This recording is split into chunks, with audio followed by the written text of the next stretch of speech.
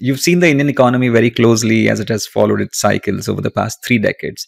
Where do you see the India of, say, the next 3 decades, or say 2050? On one hand, we have the challenge of a burgeoning population, bureaucracy, and lag against other emerging countries in terms of innovative technology, right? On the other, we have a thriving startup ecosystem. We have the right kind of demographics, right, and a much more democratized opportunity set, because people are now starting up new things, and new businesses are setting up. So where do you see broadly India of 2050? See, I see it from a long-term perspective. If you look at the last 2,000 years, India was India was 30 odd percent of the global GDP for, I think, out of except for the last 600 odd years, or even less, maybe 400 years, India was somewhere between 20 to 35% of global GDP. So even so, when the British came to India, we didn't take them seriously because Brits were, I think, 3% of India's GDP. So anyway, there's a whole history to it. I'm saying that we dropped off. If you take a long-term chart, our long-term means and averages are in the GDP range, being 20-30% of world GDP, and we dropped off in the British era because they basically plundered us. I mean, let's not whitewash that. And we became a very poor country.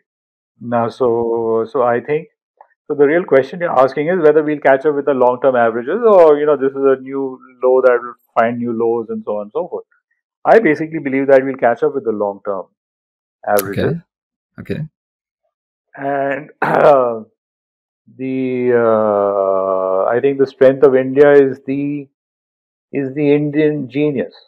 I think the individual Indian, rather. I mean, I would segregate this India business. We are not like some of the other large countries where 100,000 people work and make an Apple iPhone and so on and so forth. Maybe that will also happen, but I'm saying at the end of the day, the Indian's genius lies in the individual. And so I think that there are very bright people out there, and I think the biggest thing that has happened is the internet. The most amazing thing is I'm studying cubism not by going to a college or a university, because there's YouTube and there's coursework on the net. Yeah. So I shudder to think what some guy sitting in some small town is doing. Sure. He must be already far ahead. So right. I think our time to I think the Indian will make it happen. I mean, I'm not surprised that an Indian is the CEO of Microsoft and Google and all of that. So I think as our systems catch up, as I think we've been exposed to the world now. Right. So, and the Indian is great at adapting the best of each. We wear jeans, we wear our saris, we wear, we do both. We are very bicultural that way. So I have no doubt that we'll do well, and a lot depends on the current. I mean, we have a window right now, which is that our demographics is in our favor. So there's a certain urgency that we don't lose this time, this decade and the next decade, before an aging population catches up with us before 2050. Right. But yeah, I think I don't see why we won't do well, because there's nothing to me in the Indian system that makes me believe that we don't worship prosperity, wealth, success, good life. We've always been that way. In fact, I would argue that poverty is an artificial construct that has been imposed on us.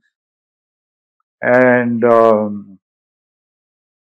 So I go to Jagannath Puri, which is an old temple in Orissa. The food you get there, I mean, you won't get that food in a Michelin star restaurant. Seriously. And I go there to have lunch, breakfast, and dinner.